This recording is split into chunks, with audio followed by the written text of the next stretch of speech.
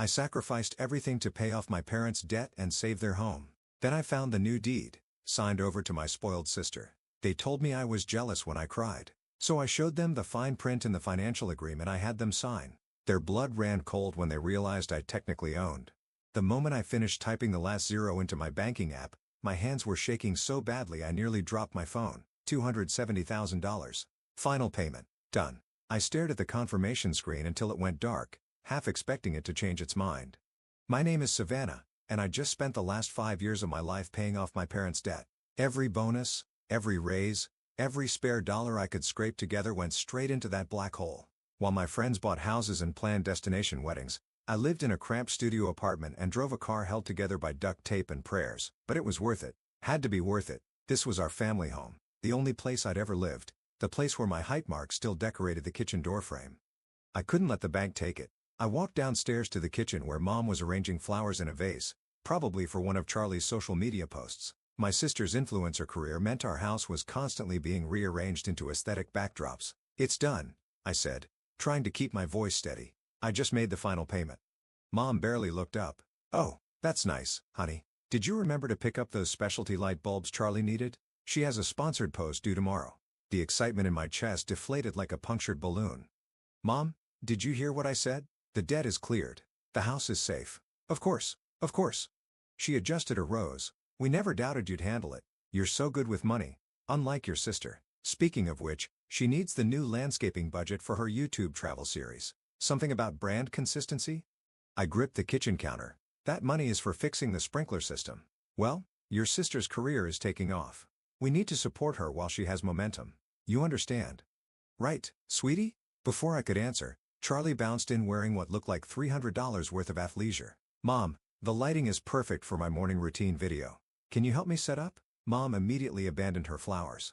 "Coming, darling." I watched them disappear upstairs, my throat tight. 5 years of my life summarized with, "That's nice, honey." I don't know what I expected. A celebration dinner? A thank you card? Anything? That night, I couldn't sleep. I went to Dad's home office to find some aspirin, opening his desk drawer where he always kept a bottle. Instead, my fingers brushed against a thick manila envelope. I pulled it out, curious. Property deed documents spilled onto the desk. Normal enough. We'd been dealing with plenty of paperwork lately, but something made me look closer. My heart stopped. The name on the new deed wasn't Wong Family Trust like it should have been. It wasn't even my parents' names. It was Charlie's. Just Charlie's. I flipped through the pages frantically, checking dates, signatures, terms. The documents had been filed just days before my final payment cleared. They had transferred complete ownership to my sister while I was still paying off their debt. My hands trembled as I read it again and again, willing the words to change. The room started spinning. 5 years of my life, my savings, my dreams, all to save a house they'd already secretly given away. I stumbled to the bathroom and threw up, then slid down against the cold tile wall. Through the thin walls, I could hear Charlie's voice drifting down the hallway. "Don't forget to like and subscribe, beasties. Your girl's about to level up her content game with some major home renovation projects." The bathroom light buzzed overhead as reality sank in. They hadn't just taken advantage of me. They'd planned this, waited until I'd nearly finished paying before quietly transferring everything to Charlie. They'd watched me sacrifice everything, knowing exactly what they were going to do. I pulled out my phone with shaking fingers and took photos of every document, every signature, every date. Then I carefully returned everything exactly as I'd found it. Walking back to my room, I passed the kitchen doorframe with its pencil marks tracking my growth. I ran my fingers over the highest line, Savannah, 16, and realized with stark clarity that I'd spent my entire adult life trying to measure up to something that was never meant for me at all. I looked at the photos on my phone again at the date of the transfer that proved just how thoroughly I'd been played. My whole body went cold, then hot, then utterly, terrifyingly calm. If they wanted to play games with legal documents, I decided right then they were about to learn exactly how good I was with paperwork. I waited until Sunday dinner to confront them. Mom always insisted on these weekly performances of perfect family unity, usually timed perfectly for Charlie's day in the life vlogs. "So," I said, setting down my fork, "when were you planning to tell me about the house?" The clinking of silverware stopped. Dad suddenly became very interested in his mashed potatoes. "What about the house, sweetie?" Mom's smile was practice perfect. "The deed transfer to Charlie, when were you going to mention that?" Charlie rolled her eyes dramatically. "Oh my God, are you seriously trying to start drama right now? I'm in the middle of filming." "Turn off the camera, Charlie. You can't tell me turn it off." Something in my voice must have scared her because she actually did it. Mom's smile had gone brittle. "Savannah, you're making a scene," she said. "We were going to discuss this once everything was settled." "Settled?" I laughed, and it sounded strange even to me. "I made the final payment last week. The debt is cleared." "Seems pretty settled to me. But look," Charlie leaned forward. "It just makes more sense this way. I need a stable base for my brand, and you're always so practical. You've never been cut out for the spotlight anyway." "Cut out for the I paid for this house." "Lower your voice," Mom snapped. "We're grateful for your help, of course, but your sister has special circumstances. Her lifestyle is more fragile, more dependent on appearances. You have a steady job, you'll be fine." I turned to Dad, who still hadn't looked up. "Did you even read what you were signing?" He shifted uncomfortably. "Your mother thought Neil." Mom cut him off. "We made this decision as a family. I'm family too." My voice cracked. "Or am I just the family ATM?" "Don't be dramatic." Charlie sighed. "You can still live here. I'm thinking of converting the garage into a guest suite anyway. Once I renovate the main house for my aesthetic, of course." I stood up so fast my chair fell backward. "I'm calling a lawyer." That got their attention. Mom's face went white. "You wouldn't dare. Watch me. After everything we've done for you," Mom's voice rose. "This is how you repay us?" I walked out, their voices following me to the door. I drove straight to Andrea's apartment, my vision blurring with tears I refused to let fall. Andrea opened her door, took one look at my face, and pulled out a bottle of wine. My best friend since college, she'd watched this whole disaster unfold from the beginning. "They did something awful, didn't they?" She poured 2 generous glasses. I told her everything. When I finished, she set down her glass with a sharp click. "Please tell me you kept copies of the original repayment contract." "Of course, it's in my safety deposit box." "Why?" Andrea's eyes lit up. She was a paralegal, and I recognized her. "I just found a loophole face. Because I've read that contract multiple times, and there's something your family seems to have forgotten." She grabbed her laptop and pulled up a digital copy she'd helped me draft years ago. "Section 7, Paragraph 3, read it." I leaned in, scanning the legal text, then I read it again, slower. "Holy shit, exactly." Andrea grinned. "They legally can't transfer the deed without either paying you back in full or getting your written consent. If they do, ownership automatically reverts to me as the primary lion holder." I finished, my heart pounding. "They played themselves," Andrea said. "They were so busy being sneaky, they forgot to check the fine print. Classic mistake. They never thought I'd fight back," I realized. "They assumed I'd just take it." Like always, Andrea topped off my wine. "So what are you going to do about it?" I pulled out my phone and opened my contacts. "Remember that lawyer you mentioned? The one who specializes in property law? Eric? Yeah. He's brutal. Perfect for this." I hit dial. Time to show my family exactly how practical I can be. As the phone rang, I pulled out the photos I'd taken of the deed transfer. My hands weren't shaking anymore. For the first time since finding those documents, I smiled. Mom always said I was good with money. Time to show her just how good I was with contracts too.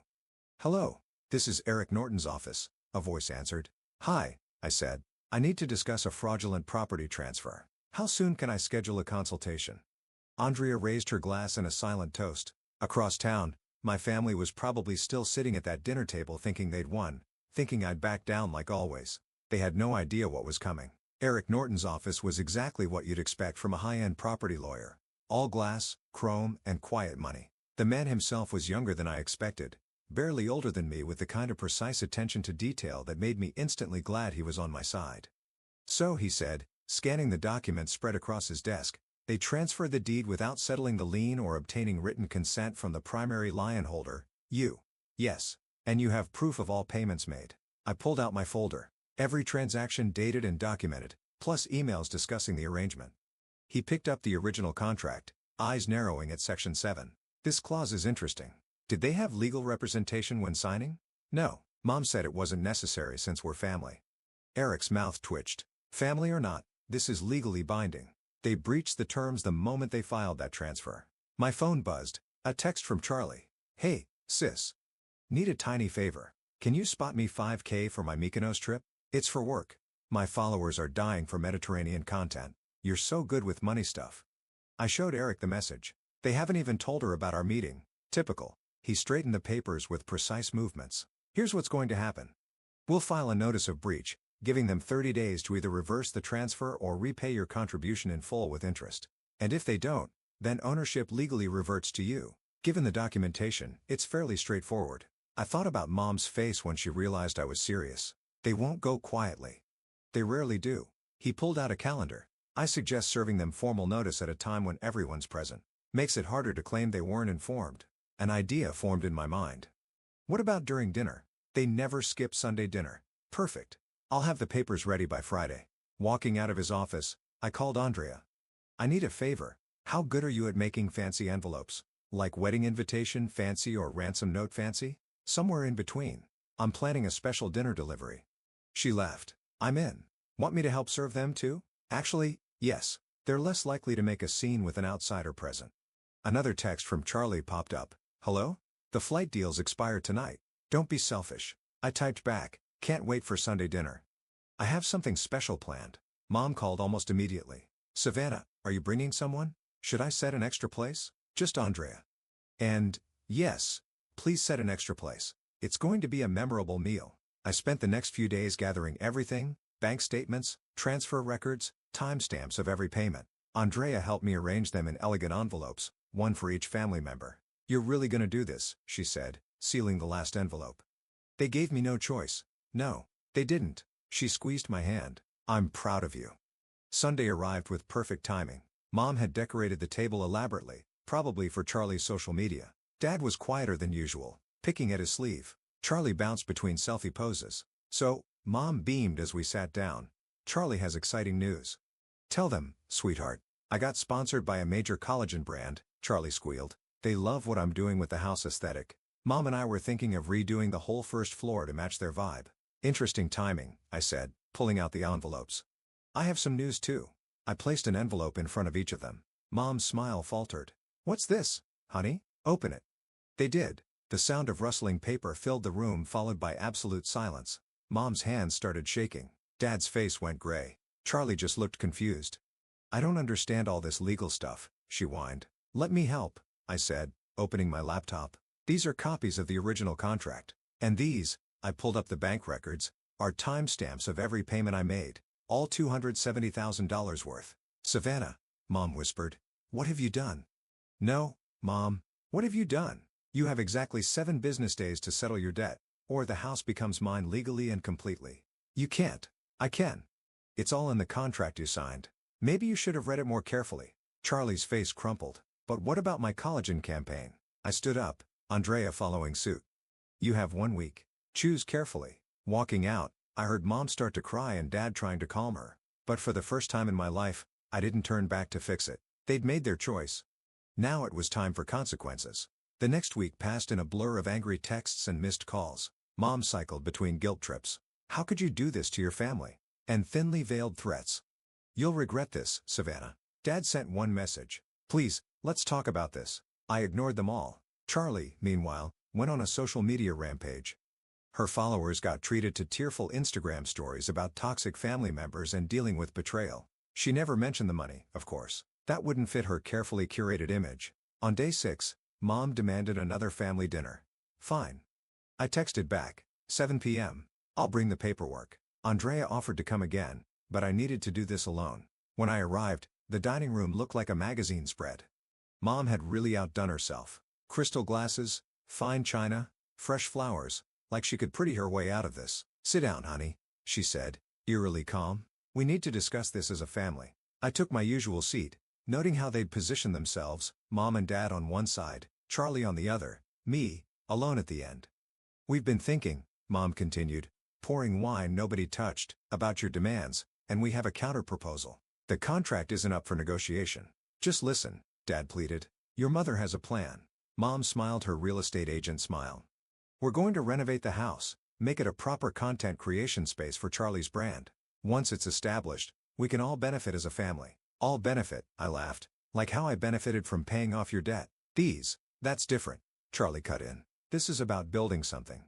My followers are already excited about the renovation series. We could be looking at major sponsorship deals. And let me guess, you need me to help fund these renovations? Well, Mom shifted. You are so good with money, sweetie, and family supports family. The sheer audacity stunned me into silence.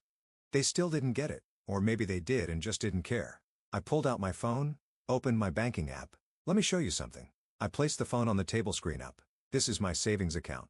5 years ago, It had enough for a down payment on my own house. Now look at it. They leaned in. Mom's smile flickered. Keep watching, I said, starting to scroll through the transaction history.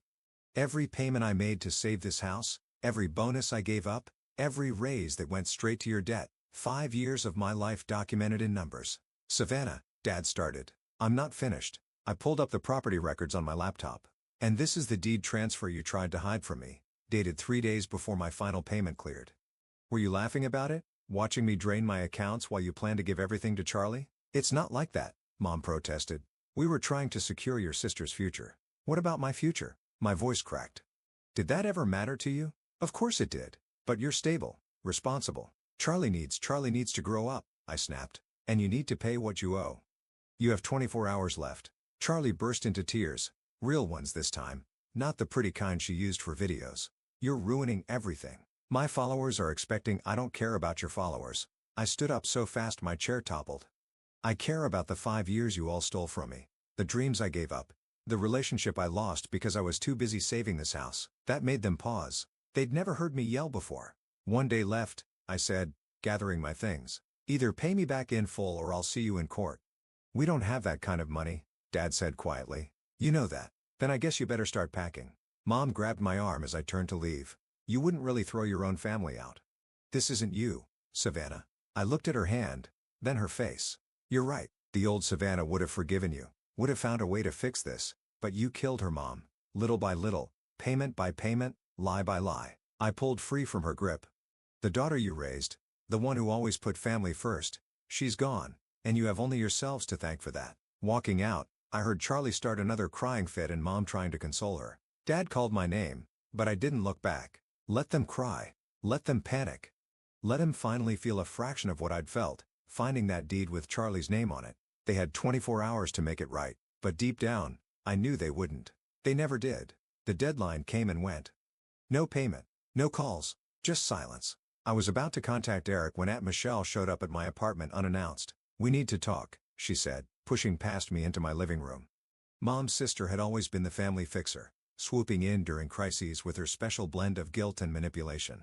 There's nothing to talk about. Don't be difficult, Savannah. She perched on my couch like she owned it. This situation has gotten out of hand. Really? Because I think it's finally in hand for the first time. She sighed dramatically. Your mother is devastated. Your sister's brand deals are falling through. Is that what you wanted? What I wanted was my family to treat me with basic respect. Oh, please. Michelle waved dismissively. You're not the victim here. Do you know how hard your mother worked to set up that deed transfer? How many favors I had to call in to make it happen quietly? I froze. What did you just say? She realized her mistake too late. Her face went pale. You helped them. I stepped closer. You helped them steal my house. Don't be melodramatic. I simply facilitated the paperwork, made sure it went through without complications. Without complications? I laughed bitterly. You mean without me finding out until it was too late? Charlie needed. Get out. Savannah, get out. I grabbed my phone, or I'll call Eric right now and add you to the fraud complaint. She left, but not before delivering a final shot. Family doesn't sue family. Watch me, I whispered as the door slammed. My phone buzzed, Andrea sending a link to Reddit. Someone had anonymously posted about Charlie's family drama in an influencer gossip forum. The post included screenshots of her crying videos juxtaposed with her luxury purchases. Wasn't me, Andrea texted with a winking emoji. The post was going viral. Within hours, Charlie's main sponsor, the collagen company, announced they were reviewing their partnership. Her follower count started dropping. Then Mom showed up at my office. You have to stop this, she said, mascara streaking her cheeks. Your sister's career is falling apart. My coworkers stared as I led her to a conference room. I'm not doing anything to her career. People are calling her a fraud, a spoiled brat. Her sponsors are dropping her. Sounds like consequences. She's your sister. Mom grabbed my hands. Please, baby, drop the lawsuit. We can work something out. Give her time to rebuild her brand. I pulled away. Like you gave me time to pay off your debt. That's different. We're your parents. Not anymore. She recoiled like I'd slapped her. What? You stopped being my parents the moment you chose Charlie's brand over my sacrifice, the moment you watched me work myself into the ground while planning to betray me. We didn't betray you, took everything I had. My voice echoed off the conference room walls. Every dollar, every dream, every ounce of trust I had in you, and you didn't even have the decency to tell me to my face. I'm your mother, she whispered. No. You're just someone who gave birth to me. There's a difference. She started crying harder. What happened to my sweet girl? The one who always took care of everyone? She grew up. She learned her worth, and she's done being your ATM. My phone buzzed, Eric texting that the court had approved our motion. Sheriff's notice would be served next week. Time's up, Mom. The sheriff will be serving papers soon. I suggest you start packing. You'd really do this? Make your family homeless? My family made themselves homeless when they chose to steal from me. I opened the conference room door. Now please leave before I call security. She walked out, shoulders shaking with sobs. My coworkers pretended not to watch. Back at my desk, I saw dozens of missed calls from Dad and Charlie. A text from Aunt Michelle warning me I'd regret this. Another Reddit thread about Charlie's downfall. Andrea called. You okay? No. I admitted, but I will be. Your mom showed up at your office. Yeah. Full waterworks display. Classic narcissist move, Andrea snorted. When manipulation fails, try public humiliation. It almost worked. For a second, I almost felt bad. Don't remember what they did to you. I looked at my empty savings account. Trust me, I remember. The sheriff serves papers next week, she said. Want me to come with? No. I closed my banking app. I need to do this alone. You're not alone, she corrected. You're just not letting them control you anymore.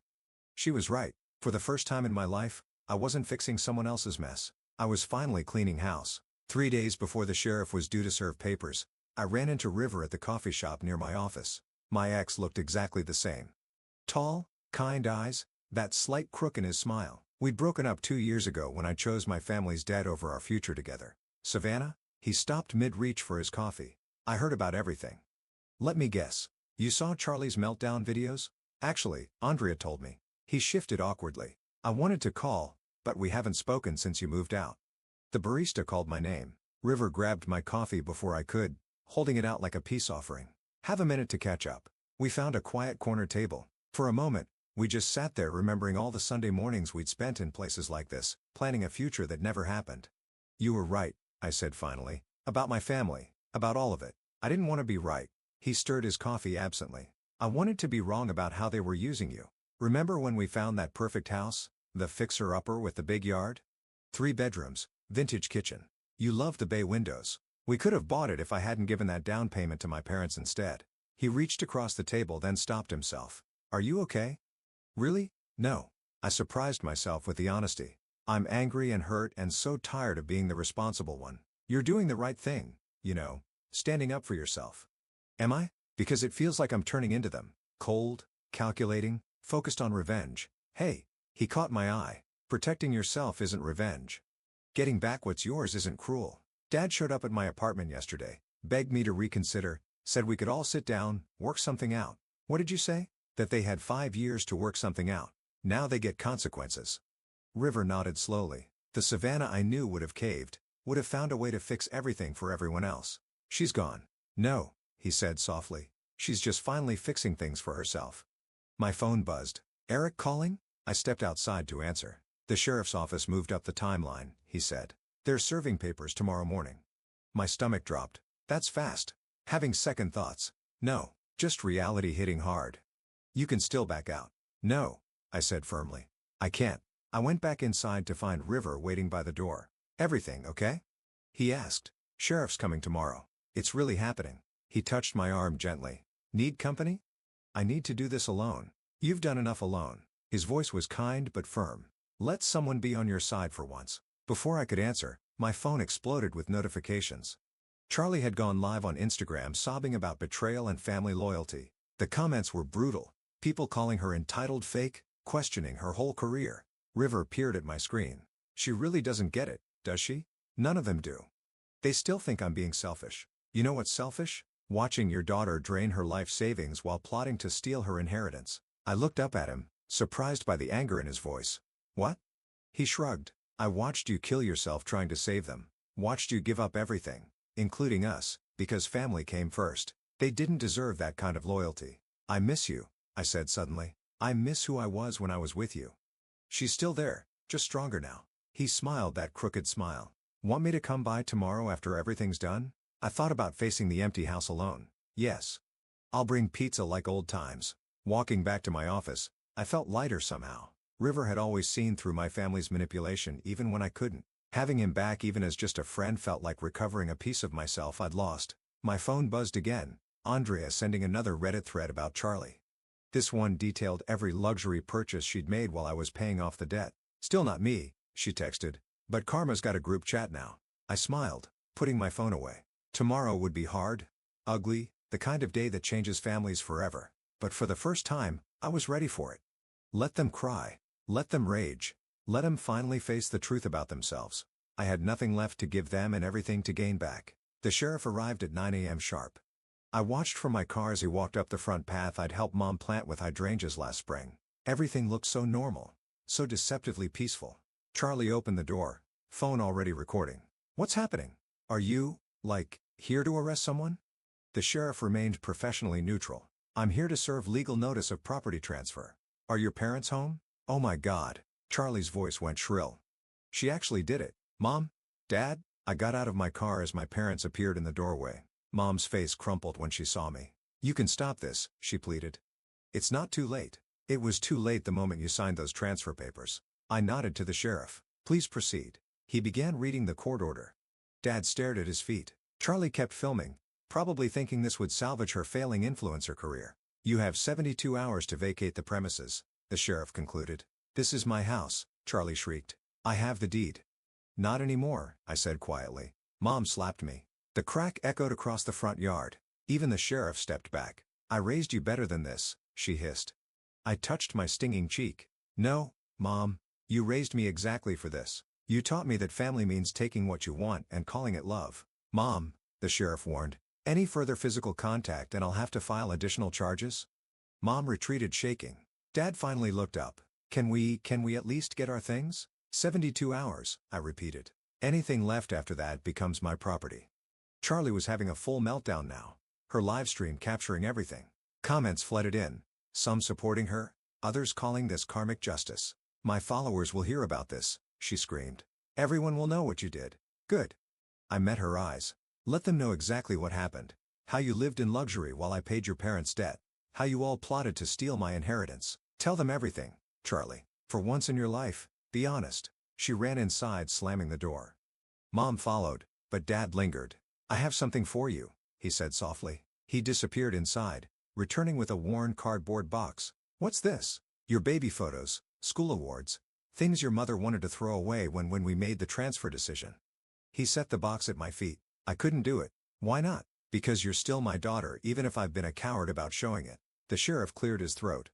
We're done here. Good luck, miss. I waited until he left before opening the box. Inside, carefully preserved, was my whole childhood, dance recitals, honor roll certificates, the Father's Day cards I'd made in elementary school. I never wanted this, Dad said, any of it. I just couldn't stand up to your mother, to Michelle, to anyone. That's the problem, Dad. You never stood up for me either. He nodded, shoulders slumping. I know. I'm moving in with my brother for now. If you ever want to talk, I don't. He turned to leave, then stopped. There's a letter in there. I wrote it last night. You don't have to read it, but I needed you to have it. I watched him walk away, the box heavy in my arms. Through the windows, I could see Mom and Charlie frantically packing, probably saving all the expensive items first. My phone buzzed, River checking in. All done? Just finished. Coming over. On my way with pizza and wine. You shouldn't be alone in that house tonight. I looked up at my childhood home, now legally mine. The gardens I'd tended. The walls that held so many memories, good and bad. Thanks, I texted back. I could use a friend right now. Inside the box, beneath years of memories, I saw Dad's letter. Part of me wanted to rip it up unread, but something made me open it. Savannah, I never thought you'd find your voice. I never thought you'd stand up to us. I was wrong. You're stronger than all of us combined. I'm sorry I helped break your trust in family. I'm sorry I was too weak to protect you. I'm sorry I let them convince me that love means taking instead of giving. You deserved better. Dad, I folded the letter carefully, putting it back in the box. Through the windows, I could see Charlie filming one last dramatic video in her room. Mom was probably calling everyone she knew, playing the victim. But for the first time since this all began, their drama felt distant, like watching a play I'd finally stopped performing in. The house was mine, and they were just going to have to live with that. The last moving truck pulled away just before sunset on the third day. I stood in the driveway watching my family's taillights disappear around the corner. They'd taken everything they could carry, furniture, electronics, Charlie's endless filming equipment. Mom hadn't spoken a word to me. Dad left another letter I hadn't opened yet. Ready? Andrea appeared beside me, paint swatches in hand. Almost. I walked through each room slowly, touching walls, opening empty closets. The house felt bigger somehow, lighter. River arrived with takeout in his toolbox. Where do we start? Kitchen, I decided. Mom always hated the color I wanted to paint it. We worked through dinner, stripping away decades of my mother's careful staging. Down came the formal drapes that had made me feel like I lived in a museum. Out went Charlie's ring lights and backdrop screens. Look what I found, Andrea called from upstairs. She held up a piece of paper tucked behind a loose baseboard. My college acceptance letter to NYU, the one Mom had hidden because family needs to stay close. You could still go, River said quietly. Nothing's holding you back now. I shook my head. I don't need to run away anymore. This is mine now. Really mine. My phone kept buzzing with messages from flying monkeys, family friends, distant relatives, all telling me how cruel I was being. I turned it off. Your sister's latest video is trending, Andrea mentioned, rolling paint onto the kitchen walls. The deep blue I'd always wanted spread like freedom across the plaster. She's playing the homeless influencer angle, getting some sympathy donations. Good for her. She can use them to rent an apartment. River looked up from where he was installing new cabinet handles. You really don't care anymore, do you? I care, I said, surprising myself with the honesty. I'll always care. They're my family, but I don't owe them anything now. That's the difference. Speaking of not owing things, Andrea pulled out her phone. Check your credit score. I did. Without the crushing debt payments, my score had jumped nearly 100 points. I could actually buy a house now, I realized. A different one. Start fresh somewhere else. Is that what you want? River asked. I looked around at the half-painted kitchen. Had the spaces waiting to become mine. No, I want this one. I earned it. We worked late into the night. Every stroke of paint felt like reclaiming territory. Every new fixture like planting a flag. Around midnight, Andrea left for home. River stayed, helping me set up my bedroom in what used to be Dad's office. Remember when we used to talk about living together? He asked, assembling my bed frame. Yeah, before I chose them over us. And now? I met his eyes. Now I'm choosing me. Just me, for a while. He nodded, understanding. Good, you need that. But maybe when I'm done finding myself, we could get coffee again. I'd like that. He smiled that crooked smile I'd missed so much. No rush though. You've got some living to do first. After he left, I sat alone in my new kitchen. My blue kitchen. Through the window, I could see the garden where Mom's precious hydrangeas were starting to wilt. Tomorrow, I'd plant wildflowers instead. Dad's latest letter sat unopened on the counter. I finally read it. I moved your height marks from the old door frame. They're in the box with your baby pictures. I thought you might want them for the new house. Your house. Love, Dad. Something cracked in my chest. Not breaking, but shifting. Healing maybe. My phone had dozens of missed calls from Mom. One text from Charlie. I hope you're happy in your stolen house. But it wasn't stolen. It was earned, paid for with 5 years of my life, with broken dreams and canceled futures, with every sacrifice they'd taken for granted. I opened my banking app one last time, looking at the empty account that had bought my freedom. Then I deleted my family's contact information, one number at a time. Tomorrow, I'd paint the living room, replace the formal furniture with comfortable couches, make this space mine in every way they never let me before. They all called me selfish, but I'm the only one who truly gave everything. And now, finally, I was giving something back to my cell. I touched the kitchen wall, feeling the fresh paint under my fingers. The color of courage, the color of change, the color of starting over, not running away, not giving up, just beginning again on my own terms, in my own house, in my own life. Finally, completely mine.